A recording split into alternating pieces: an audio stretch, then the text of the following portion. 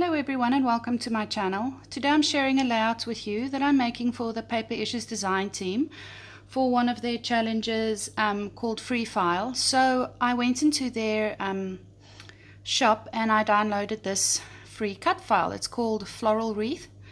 It's gorgeous and you can change the sizes and format it to however you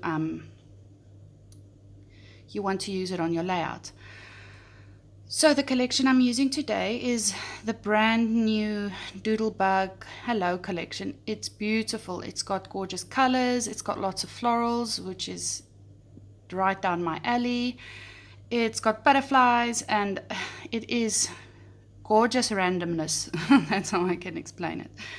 So what I'm going to do is, I saw Paige Evan doing this a couple of months ago where she embellished on top of a cut file instead of backing it. So I took inspiration from that and I went and I did some fussy cutting from one of the pattern papers in the collection, and I just cut out some more of those little flowers.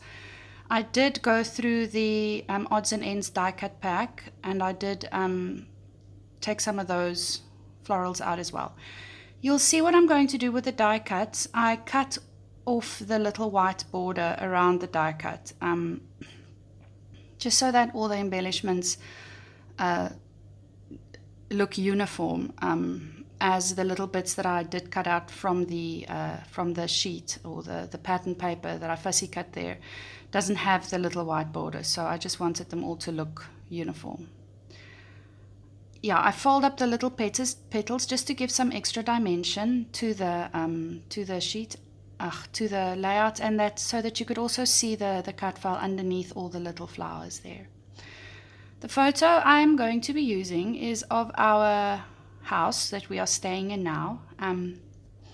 We live in Dubai, UAE, and here it is quite difficult to buy a house if you're an expat. It is possible, the houses are just very expensive, and you have to have a massive down payment. So it is quite difficult, but it is possible. But we chose that we would rather rent while we are here, and we are renting this beautiful home, and we are very happy with it. It has a little garden and a garage, and we love our house. There's lots of space for the kids, and yeah, so that's a photo of my husband and my daughter in front of the house.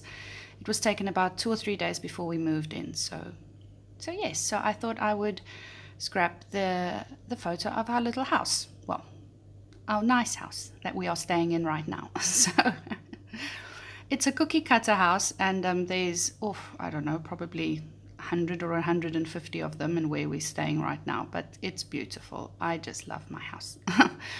So some of those petals that I'm cutting, not the petals, the leaves that I'm cutting out, I'm going to place behind the cut file. You'll see there all the little green leaves there. I put behind those bits, and I don't mind that some of them are bigger or smaller than the cut file. It's just for the little, just for the effect that the green adds to the layout. And I liked the pattern of the cut file, the leaf that it creates. That's why I put it at the back and not on top of the cut file like the rest of the embellishments.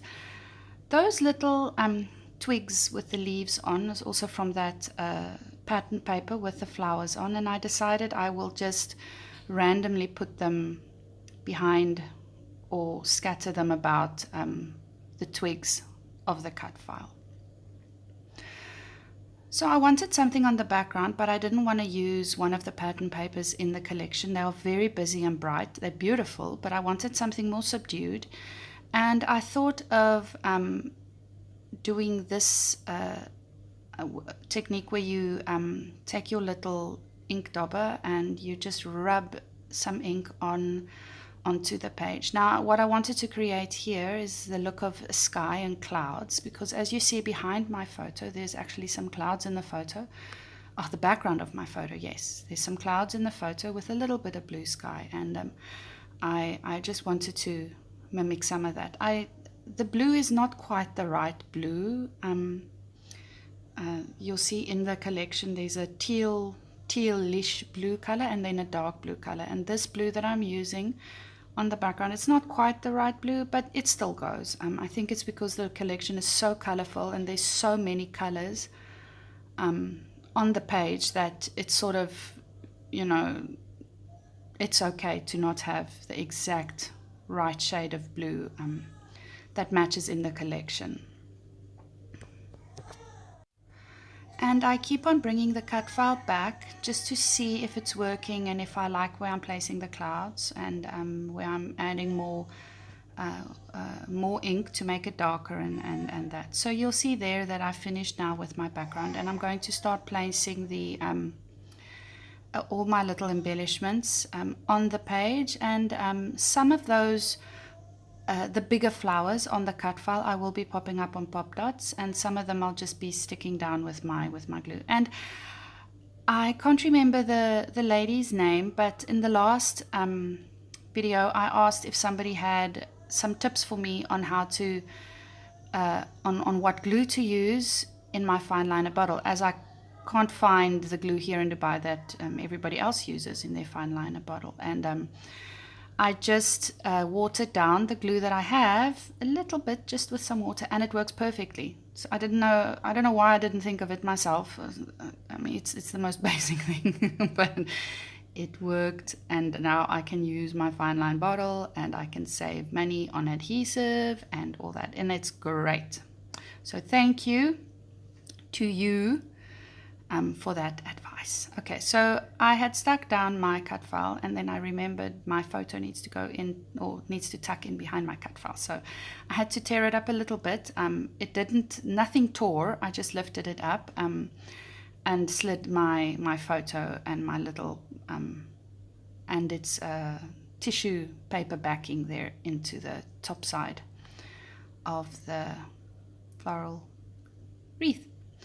So yeah, so here you'll see that I'm just going to place those little leaf twigs randomly, put some little hearts in. I do go into the 6x12 sticker sheet to use some of the elements on there, and also the 12x12 sticker sheet that comes in the collection kit. And yeah, I decided I wanted to use the large house die cut in the odds and ends pack, just to put over that large floral or the large flower in the cut file. And I love it because the die cut's yellow, the house is yellow, and our house is yellow, so I thought that would be really cute. So those bird cages are from the 6x12 sticker sheet, and you do get some really gorgeous odds and ends in the die cut pack, but they were a bit too big for this purpose to fit into the circle there. So I used the stickers, and you'll see that I'm using double adhesive on there. I just put some foam squares, and then I'm going to use some glue on that because I'm a bit apprehensive about the ink, and I'm not sure how the foam squares is going to cope in the long run with the ink underneath it. So I wanted to put a title on this page, and I don't always put titles, but I really felt I wanted to put a title on this page. And that open spot above the house in my photo, there's some clouds up there, and I thought that would be perfect to put the title up there in the white space above the house. As you see, I'm popping that up on some foam squares as well, just cutting them in half. I just wanted to give it some more dimension and some more differentiation so that you can see it on the photo. And this also, I used a lot of those little gold accents in that big floral cluster at the bottom there. And that Home Sweet Home is a gold foil accent. So it just balances the gold bits at the bottom, just brings in some more of that gold bits at the top of the layout. And here you'll see that I used most of those tiny little flowers on the 6x12 sticker sheet just to scatter around the wreath, and it looks, I really like the way it looks. It looks like the wreath is exploding with little flower confetti bits flying everywhere. The little birds, I used also, that's also from the odds and ends pack, and you'll see that I did cut off the little white borders that that they come with, and yeah. So I realized I didn't want those little bird cages to float.